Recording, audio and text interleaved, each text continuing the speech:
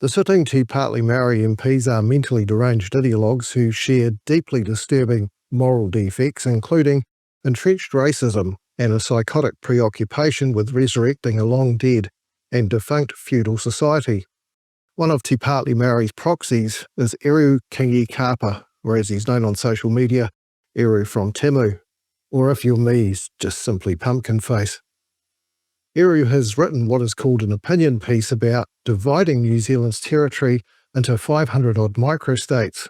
Eru's diatribe can be broken down into two angles of attack. The first is the usual barrage of nonsensical Maori victimhood claims, you know, the sort of thing. Half the population decimated, everything's been stolen, colonialism is evil, yada yada yada. I won't spend any time on debunking the Maori victimhood claims because, as usual, they're not particularised with any facts. The second leg is what Eru wants. Now, this is the part where he really goes bonkers. This is not about history revision. Instead, this is about the future. This is literally Eru's "if I was Prime Minister for a day" statement. And it's as funny as hell, but also quite disturbing. Now, even giving Eru the benefit of the doubt as a second-rate Maori quota entry, it's unfathomable to see how anyone could graduate in law from Victoria University with such a paucity of understanding of constitutional law, or as we call it in New Zealand, public law. Public law is a compulsory subject in the first year of law school. During those first-year lectures, though, it appears Eru might have been doodling pumpkin designs for his token face tattoo or running errands for his mentor, Lord Tamahiri, rather than paying attention and absorbing the simple fact that sovereignty is not feudalism. Eru's diatribe betrays his ignorance of the fact that sovereignty is unitary supreme rule within defined borders, and feudalism is collective rule in overlapping territories. No Maori or Maori body politic has ever been the sovereign of New Zealand or any part of it. Eru's opinion piece is replete with invalid presuppositions and abstract victimhood nouns, and it's written partly in a native dialect. But I'm able to capture the main proposition he's making amongst the ethno-Marxist victimhood narrative. Eru argues that instead of money, land and perhaps co-governance, he wants treaty settlements to include the land as usual, but instead of money and or co-governance, he wants the Crown to cede sovereignty of the land, not just grant the property title. In other words, this boy Eru wants to carve out about 500 little new independent feudal territories within the country of New Zealand. Now, we're only at the start of Eru's wet dream at the moment, but spoiler alert, in the final paragraph of his opinion piece, he wants New Zealand to pay for the infrastructure of his new little feudal territories. I shit thee not. He wants our tax money to pay for his water pipes, electricity grid and roading network in his newly minted little feudal jurisdictions. His wild fantasies are hard to follow, but imagine having about 500-odd Gaza strips dotted around what is now New Zealand, and we pretty much end up as Israel. This idea of carving up New Zealand into 500 little Gaza strips is apparently justified because Maoris are oppressed. In Eru's mind, to overcome this perceived oppression, Maoris should be forced back into a feudal system where over 99% of them are in some form of slavery or servitude to the special few individual Maoris who have the correct ancestry and popularity within the hapu leadership class. White people call this jumping out of the frying pan and into the fire. Turning the clock back to pre-1840 feudalism would simply put Maoris back on the journey to ultimate extinction that they were on before the British intervened and rescued them in 1840. The most salient issue that Eru's nonsense fails on is that it's premised on the Treaty of Waitangi. The Treaty of Waitangi promises common Maoris, like our friends and neighbours, protection against Maoris in the Neo-Rangatira class. Eru's plan is that the Neo-Rangatira will take away from common Maoris the British rights granted to them in the Treaty of Waitangi. Eru wants to reverse the emancipation of common Maoris and drag them back down into a feudal society.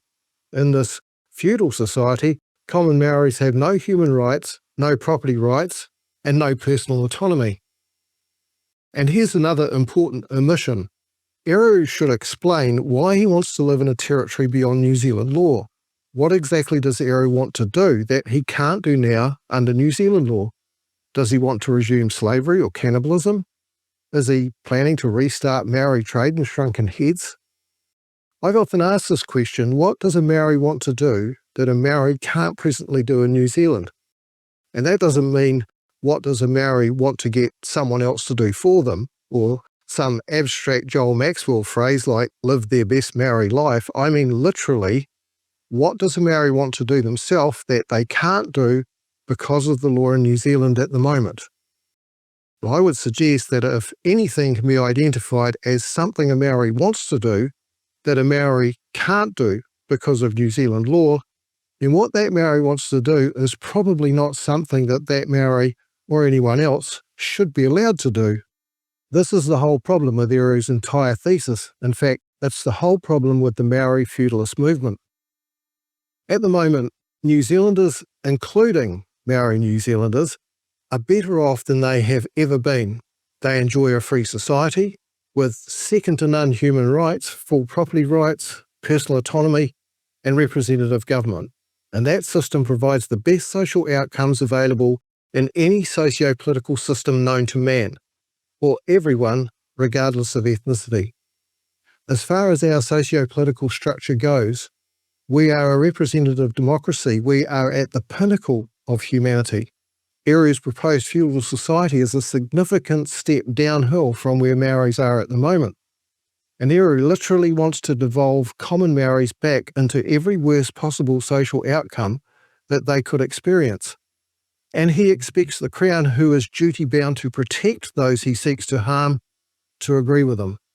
If I'm wrong and Eru wants Maori to have representative government, human rights, property rights and personal autonomy, then his argument falls flat because Maoris already have all that.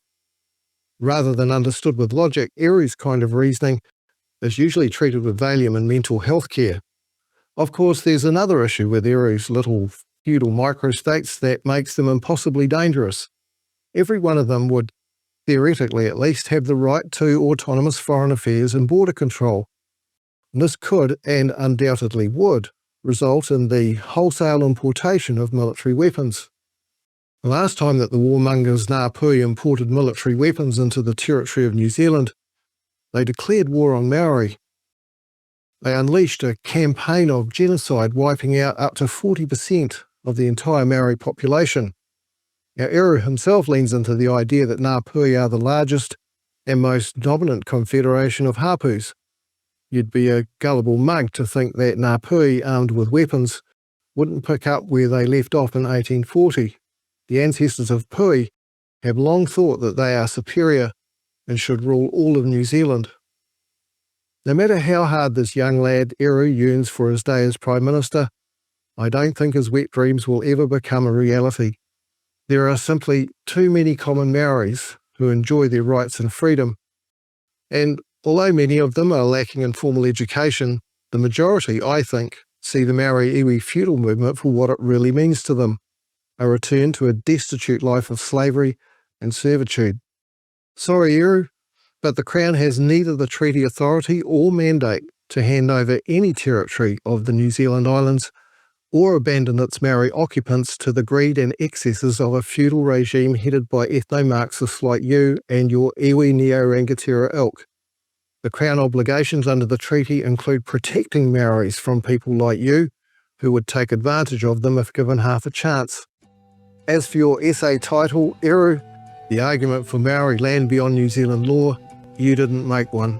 You offered no reason whatsoever why you should have what you call Maori land, whatever that is, carved off from New Zealand's sovereign territory. You wrote a lot of propaganda, but make an argument you did not. Most of all to me, Eru's opinion piece is a sad reflection on Victoria University and the slipping standards at what was once a prestigious law school. There is perhaps no clearer illustration than Eru Kingi-Kapa of why we should not have Maori quotas on university courses. Those are my thoughts. Leave a comment and let me know yours. Thanks for watching. Give us a like, would you, and do hit subscribe to be notified of new content as it drops. See you next time.